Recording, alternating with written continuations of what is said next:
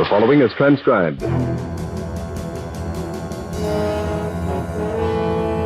Welcome to the Bat-Supe Swell Prizes Saga, REHEATED. We're taking a walk down memory lane to recall some of our favorite Swell Prizes Saga installments, so you'll be ready for whatever happens in Season 2 of Bat-Supe. Grab your can openers as we open up a swell prize involving lots of ad man hype, plenty of off-label uses, and unexpected news galore!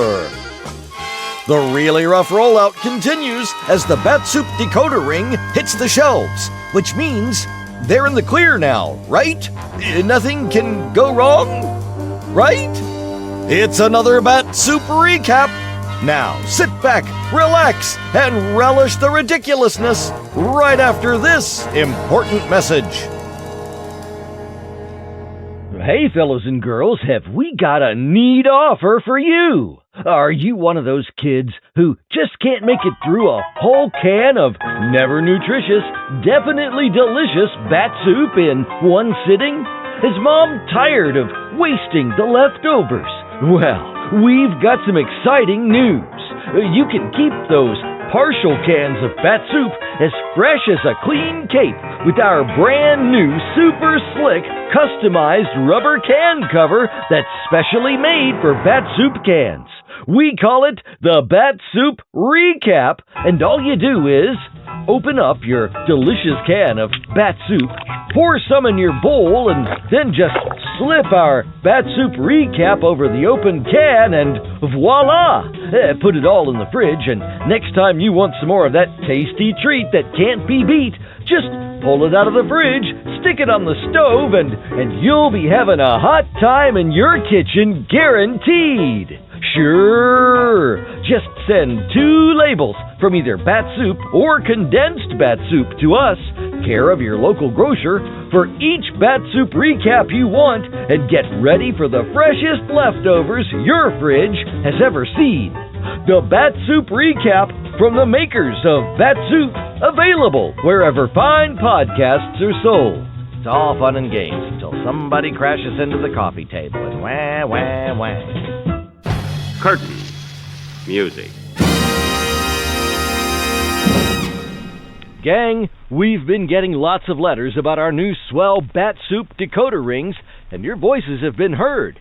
We apologize that so many of your rings got gummed up with that never nutritious, definitely delicious Bat-Supe, so we're going to start packaging them in little plastic bags before we put them inside those specially marked cans of Bat-Supe. In the meantime, here's a tip you're going to want to write down. If your Bat-Supe decoder ring is hard or impossible to turn because it's too gummed up, soak it in some gasoline for an hour or so and then leave it in the sun to dry. Maybe get a grown-up to help you. That should make it good as new in no time. Meanwhile, keep an eye out for new specially marked cans of Bat-Supe with the new individually wrapped Swell Prizes inside. And keep listening for more tips on the care and cleaning of your Swell Bat-Supe decoder rings. Do not operate while intoxicated. Gang, we've got a special announcement from your old pal Superman. Boys and girls, it's come to our attention that you've been following our instructions on how to clean your Swell Bat-Supe decoder rings with gasoline, and we're glad that so many of you are now enjoying this swell prize. But we didn't realize just how many of you are smokers.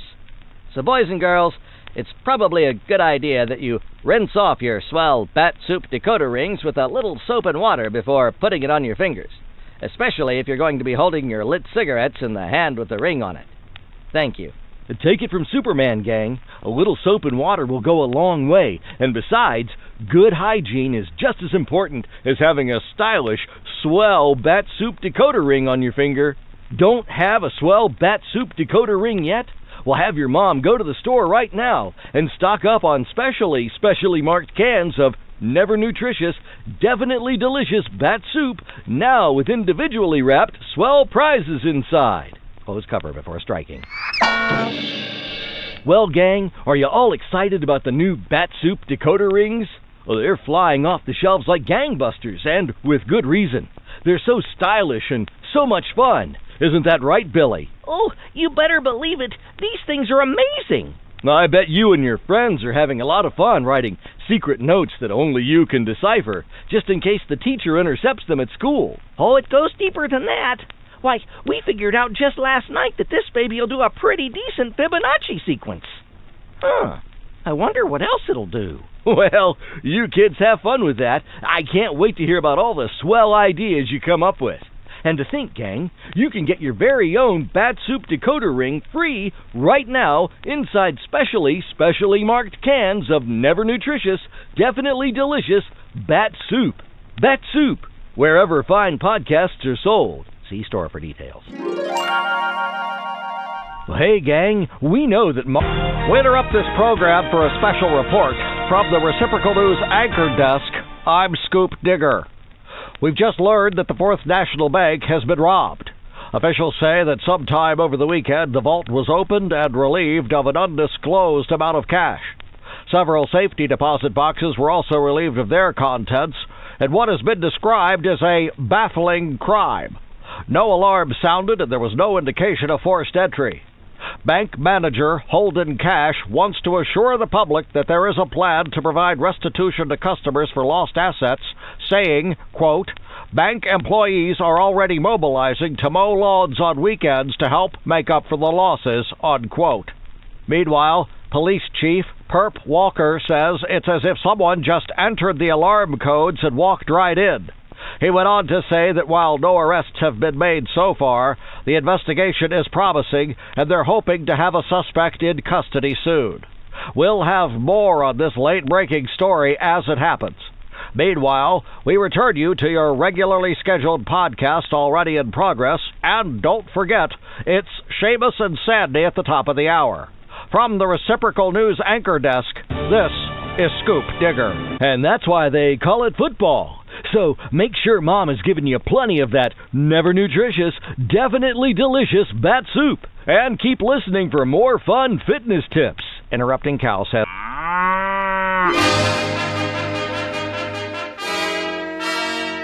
We'll find out more about the really rough rollout next time. But now we switch gears to something a little less fraught, a lot more organized, and that vaguely smells like peppermint. Oh, and it's action-packed. Did we mention that? Settle in for a tale well calculated to keep you in...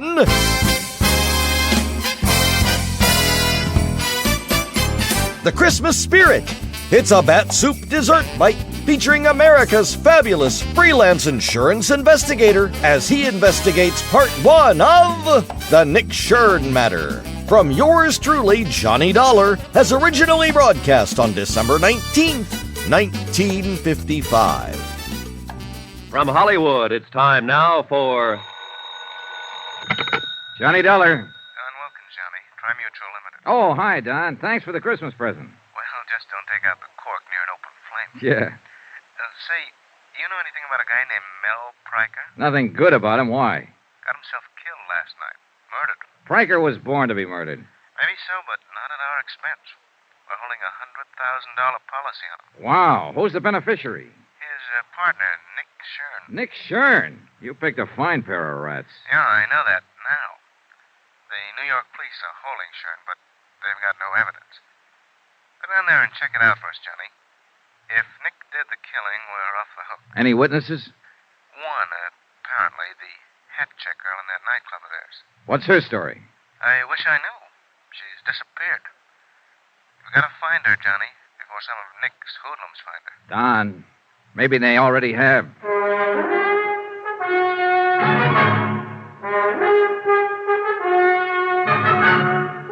Tonight and every weekday night, Bob Bailey in the transcribed adventures of the man with the action-packed expense account, America's fabulous freelance insurance investigator. Yours truly, Johnny Dollar.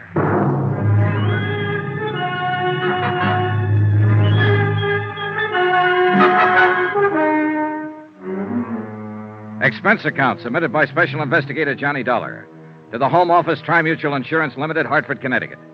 The following is an account of expenditures during my investigation of the Nick Shern matter. Item 1, 2280, transportation to New York, tips and incidentals, and taxi fare to the office of Lieutenant Ed Rafferty, Homicide Division, the man in charge of the case. Oh, hiya, Johnny. How have you been? Not bad, Ed. How's the homicide business? Terrible. Did you look at that teletype? Shoplifting. 5 complaints right in a row. The week before Christmas, that's all we get. Shoplifters. Mel Pryker wasn't shoplifting. Oh, you working on it, Johnny? Yeah, the insurance angle. Nick Shern's the beneficiary. $100,000 policy. Well, you got a tough one, boy. Shern killed him all right, but I don't think we're going to be able to stick him. Come on in the office. Hey, you know what that kid of mine wants for Christmas? Marilyn Monroe? Oh, next year, Johnny. He's only 10, you know. Go ahead. Okay, thanks. No, he wants a motorbike. Can you tie that? 10 years old, and he says he needs a motorbike. Have a chair. Okay. Well, look, I know a factory representative here who'll make you a good deal on one, Ed. Oh, now, forget it, Johnny. No, I was 14 before I even had a pair of roller skates. And then I had to buy them myself. Yeah, kids are spoiled today. That's the half of what's wrong with them. There's the file on the case. What little we've got. Okay. Uh-huh. Yeah, how'd it happen, Ed? You mean, how do I think it happened? That's good enough for me. Mel Pryker and Nick Shern were both in the rackets for years, as you probably know. Yeah, I've heard rumors. Well, a while back, they teamed up and opened a string of supper clubs. That's where Pryker got it, in their main club, the Ches Colette.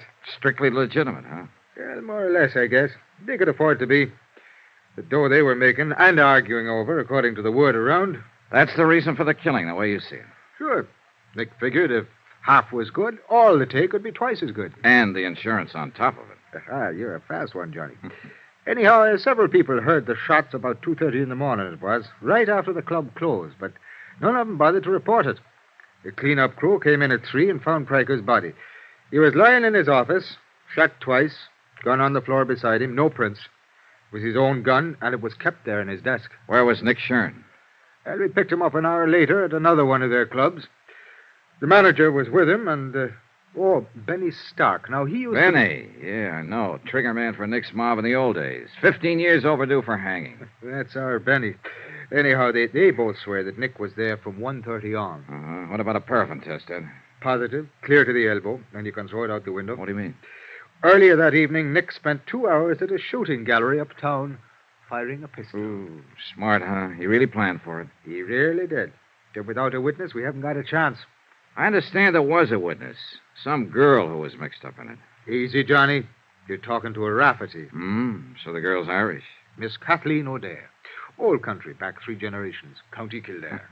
Then naturally she's as innocent as a newborn babe. Naturally. Then how does she figure? Well, a taxi driver who knows her said that he saw her leave the club 5 minutes after the shots. She denied it, said that she left at closing time. Well, now, in my book, she was lying. Scared to talk, huh? Paralyzed. And with plenty of reason. You know Shern's reputation. Well, what about the cab driver? Now, I changed his story. He said it might have been some other girl he saw. Oh, no, don't tell me, Ed. Let me guess. That's right. His name's O'Toole. Yeah. And I forgot to mention that Kathleen's pretty. Naturally. Anyhow, I let her go. I had to. And when I went around to talk to her this morning, she'd flown the coop. Any chance some of Nick's boys grabbed her? I don't think so. It looked more like she came home, packed in a hurry, took her kid, and blew. Kid? 8-year-old daughter. Irish and a mother, too. I was on sacred ground. Oh, I was fingering me gun. No, seriously, Johnny. Would you find her? She may be able to break Nick's alibi, and it's our only chance. And it might be her only chance. Nick Shern's not the boy to leave a loose end lying around. I know. I've got 30 men checking bus depots, airlines. And no luck, huh? In this mess at this time of year, I'm a hard-boiled cop, Johnny. I've got no Christmas spirit. I'm glad it only comes once per annum. Well, there's not very much to go on, that's for sure. I'll see what I can turn up, Ed. Check with you later. All right, that's fine. Oh, by the way, Johnny. Yeah? About that friend of yours. What friend? The guy with the motorbikes. How would I be getting in touch with him? Oh, yeah. His name's Ralph Sterner. He's in the phone book, office in the Mackley building. Hard-boiled cop. Well, they're kids, only young ones. Yeah, sure. Now, you find that O'Dare girl. Find her, keep her alive, and get her to talk. How long have I got to find her? What do you mean? Nick Shern. How much longer can you hold him? Johnny, he was turned loose an hour ago. So that was it. A lot of maybes, a lot of questions, and a lot of pressure. A job to be done and done fast. Find one Kathleen O'Dare, former hat check girl at the Chez Colette. Keep Nick Shern's hoodlums away from her and persuade her to talk. And 3 to 1, Nick was looking for her, too. He was free now, on the loose. And he might be anywhere. Only the way it turned out, he wasn't just anywhere. He was in one particular place. Johnny. Parked right smack in front of the precinct station. Over here, Johnny. He was sitting in the back seat of a sedan, and his trigger man, Benny Stark, was at the wheel. Been a long time, hasn't it, Johnny? About 5 years, as I remember it, Nick. It was that warehouse robbery over in Queens when you got away with $40,000 worth of furs. You've forgotten. I was acquitted on that one. Oh, yeah, I know. After they pulled the only witness out of the East River, his feet in a bucket of cement. Just coincidence. I never seen him before. You've seen Miss O'Dare before. Sure I have. She works for me. She's a good kid, Johnny. So I hear. I wouldn't harm a hair on that girl's head. She'll be relieved when I tell her that. Get in. I want to talk to you. No. Sorry, Nick. I like it fine just the way it is. In the car, I'd be outnumbered. You got me all wrong, Johnny. I don't play that way anymore. What about Benny? Has he reformed, too? Well, if that's what... Benny, go take a walk. Yeah, boss, but... I said go take a walk. Okay.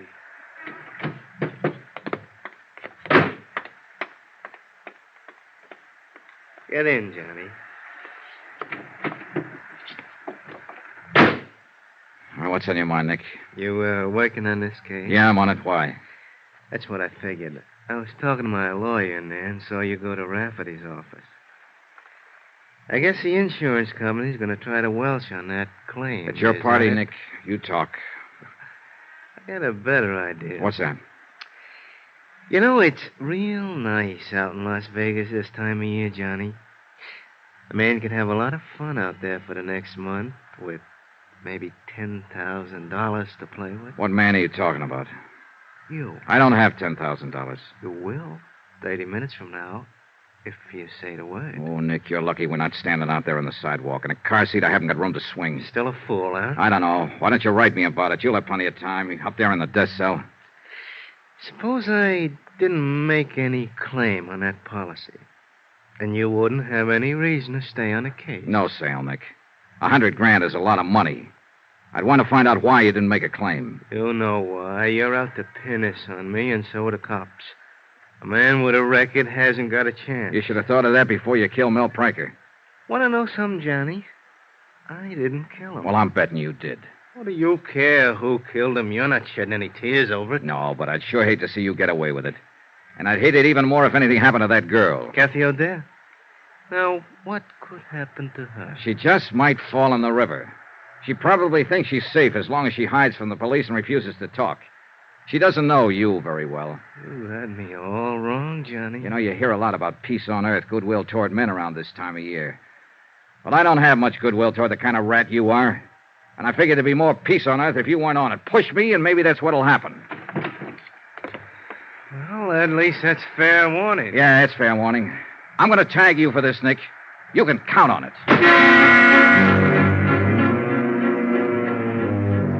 Expense account item 2, $2.40. Taxi to the East Side rooming house of Kathy O'Dare. I didn't have much hope of turning up anything. Ed Rafferty and his men had already been through the place inch by inch. But it was the only starting point I had. The landlady was out, and a uniformed policeman led me into Kathy's flat.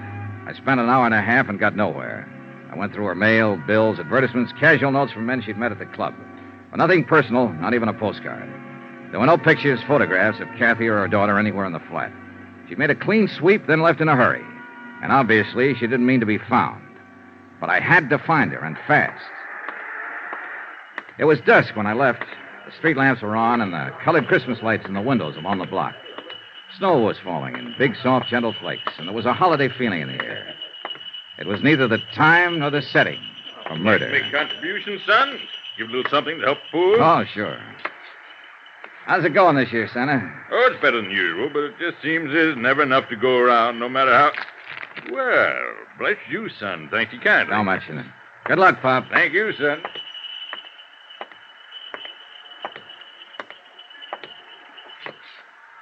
Well, the city ought to clean the streets better.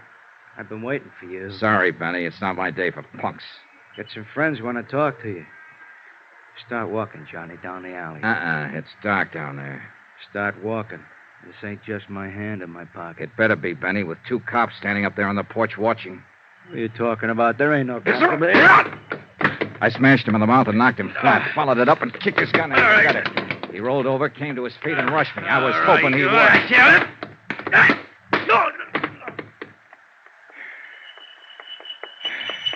See, he have that coming, son? He had it coming. Well, he sure did get it. Yeah. Hey, you know something, Pop? I think Benny wants to make a contribution to help the poor. Well, he ain't saying no. Oh, he's a good boy, at the moment at least. Here you go. That ought to help some. 3, 4, $500. Put it where it'll do the most good. Well, Merry Christmas, son. Happy New Year. Yeah, same to you, Pop, and many more of them. Hey, taxi!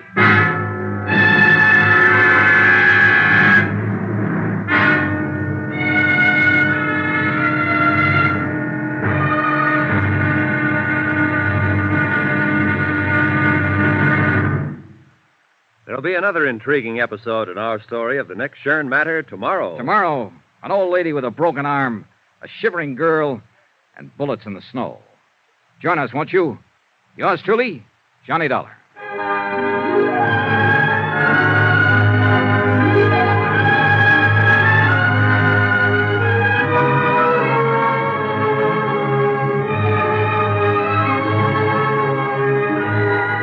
Yours truly, Johnny Dollar, starring Bob Bailey, is transcribed in Hollywood.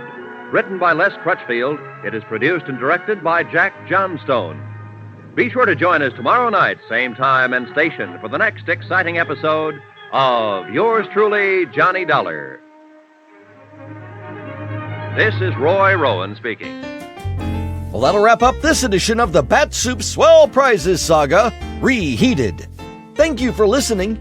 Be sure to listen next time, fellows and girls, as we bring you the final phase of the really rough rollout, and our dessert bite becomes a full-on extra helping as we bring you parts 2 and 3 of the Nick Shern matter from yours truly, Johnny Dollar. Until next time, up, and away!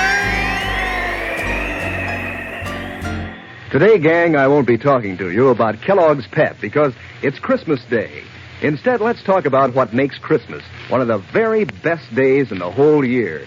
You see, Christmas is a day when lots of dreams come true, when that very special gift that you've been wanting so much more than lives up to your hopes.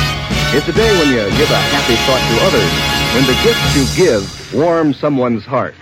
So Christmas and its kindly customs have lived for many centuries.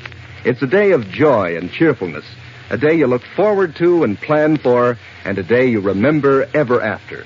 So, gang, today, the grand old Kellogg Company of Battle Creek is wishing you the very happiest Christmas of all.